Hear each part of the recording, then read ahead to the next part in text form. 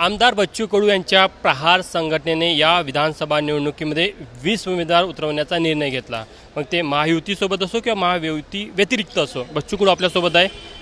पहिली सुरुवात कशी होईल, म्हणजे महायुतीसोबत सुरुवातीला चर्चा होईल? आम्ही बैठक घेतली आहे 20 लोकांची आणि त्यातून काय चर्चा होते त्या पद्धतीनं आम्ही समोर जाऊ। आता 20 लोकांची जे लढणारे तयार आहे आणि जे मजबूत आहे त्यांच्यासोबत विचार विनिमय करून मग समोरचे पावलं टाकू। महायुतीचा भाग आहे, लोकसभेमध्ये जागा वाटपासंदर्भात विशेष चर्चा भाग जर असला तर आपण आपली तयारी करून ठेवली पाहिजे।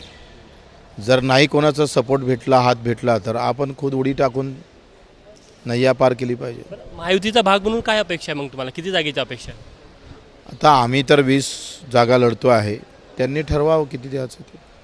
हे विदर्भातल्याच असेल की संपूर्ण महाराष्ट्रभर असेल? काय म्हणजे प्रमुख अजेंडा काय असणार, म्हणजे का तुम्ही लोकांपुढे जातात, कोणत्या मुद्द्यावर त्याला जातात? वेळ आहे ना, आता एकदा ठरवू तर द्या।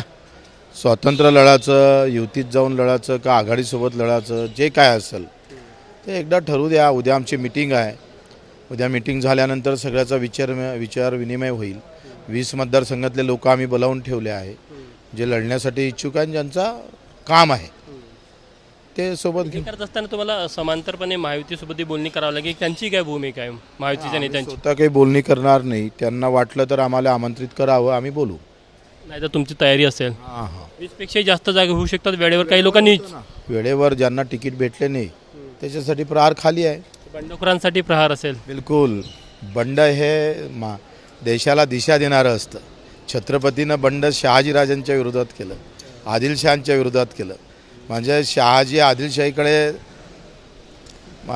सरदार होते आणि दुसरीकडे शिवाजी महाराज ते बंड करत होते, त्याच्यातून रयतेचं राज्य निर्माण केलं। सर्व पक्षी बंडखोरांना स्थान असेल प्रहारमध्ये? बिलकुल, काही प्रॉब्लेमच नाही।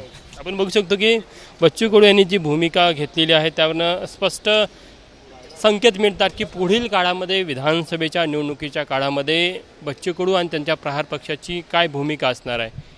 कॅमेरामॅन व्यंकटेश नायडूसह तुषार कोहळे, ABP माझा, नागपूर। ABP माझा, उघडा डोळे बघा नीट।